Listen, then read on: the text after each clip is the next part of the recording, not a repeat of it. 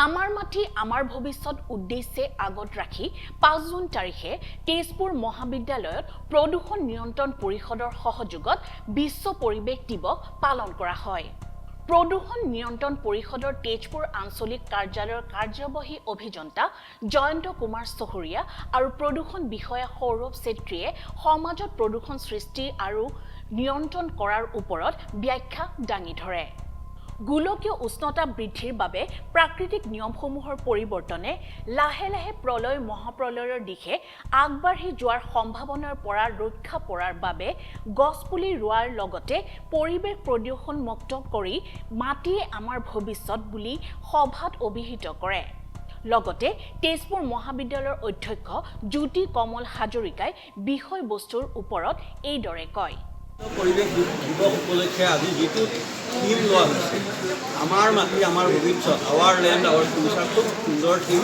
কাৰণ মাটি নাথাকিলে আমি মানৱ প্ৰজাতি জীয়াই থাকিব নোৱাৰোঁ, পৃথিৱীত কোনো জীৱ জন্তুৱে জীয়াই থাকিব নোৱাৰোঁ। গতিকে ইয়াৰ ওপৰত আমি সকলোৰে মাজত এৱাৰনেছ আনিবলৈ চিন্তা কৰিছোঁ। তেজপুৰ মহাবিদ্যালয়ত আজি পলিউশ্যন কণ্ট্ৰল বৰ্ডৰ ৰিজনেল যি অফিচ তেওঁলোকে যি কাৰ্যসূচী ৰূপায়িত কৰিলে তাৰ দ্বাৰা আমাৰ শিক্ষক শিক্ষয়িত্ৰী কৰ্মচাৰী ছাত্ৰ ছাত্ৰী আৰু অভিভাৱক যিসকল ইয়াত উপস্থিত আছে সকলো উপকৃত হৈছে বুলি আমি অনুভৱ কৰিছোঁ। কাৰণ আমি পৰিৱেশ সুৰক্ষা কৰিবই লাগিব, গছ থাকিলেহে মানুহ থাকিব, ইয়াতকৈ আৰু মই ক'বলগীয়া আছে। এই যে ইমান ধুনীয়া সেউজীয়া পৃথিৱীখন আমি য'ত বাস কৰিছোঁ, এই সেউজীয়া পৃথিৱীখনৰ যিটো পৰিৱেশ বৰ্তমান বিঘ্নিত হৈছে আৰু আমি এই বিঘ্নিত পৰিৱেশটো যাতে আমি তাক সুৰক্ষা দিব পাৰোঁ আৰু যাতে আগলৈ পৰিৱেশটো সুন্দৰ কৰি ৰাখিব পাৰোঁ তাৰ বাবে প্ৰতিজন নাগৰিকে যাতে সচেষ্ট হয় তাৰ বাবে আজি আমি এই বিশেষ থিমটো এইবাৰ আমাৰ ভূমি আমাৰ অধিকাৰ লৈ পেলাই কৰা হৈছে। আৰু বিশেষকৈ মাটি আমাৰ প্ৰাণ আমাৰ জীৱন, আমাৰ গোটেই জীৱন ধাৰণ কৰা আমি মাটি ভৰ্তি। গতিকে সেই মাটিত আমি খেতি কৰোঁ, সেই মাটিত আমি জীৱন যাপন কৰোঁ।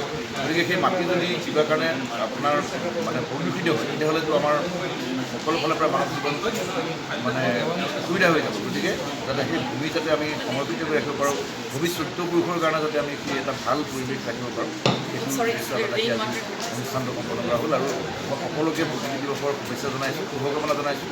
এখন নতুন পৃথিৱীলৈ যাতে আমি সকলো এখন নতুন সেউজীয়া পৃথিৱীৰ বাসিন্দা হ'ব পাৰোঁ, তাৰ বাবে সকলোৱে যাতে আগবাঢ়ি আহি পেলাই আমাৰ পৃথিৱীখন সুন্দৰ কৰে, মই সেইটোৱে আশা কৰোঁ। তেজপুৰৰ পৰা ৰবীন্দ্ৰ কুমাৰৰ ৰিপৰ্ট, টক শ্বক 24 ইণ্ডিয়া।